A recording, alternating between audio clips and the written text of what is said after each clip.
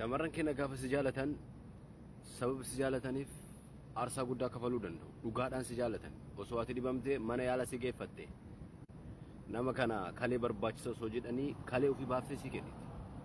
Onnee barbaachisa osoo jedhanii onnee ofii baaftee sii kenniti. Si deeffachuudhaaf garuu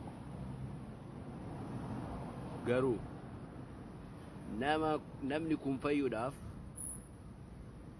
masaanuu biraan tala biraa barbaachisa gaaf jedhan alamii kanarratti akkan deebinetti mallatteessee si biraa deemti malee siif hin ayyamtu.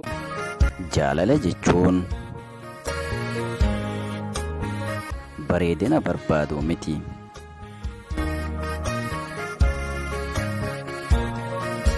Faayidaa dhuunfaa barbaadu miti. Ejjaa yookiin fedhii foonii barbaadu miti.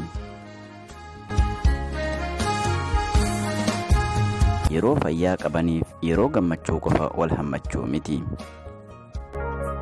Waan jaallatamteef jaallachuu miti. Namumti wal jaalataaf jaalachuu miti. Waan si biteef atis guyyaa eegdee liqii deebisuu miti. Bifa nama sanaa ilaaluu miti. Qabeenya barbadu ilaaluu miti.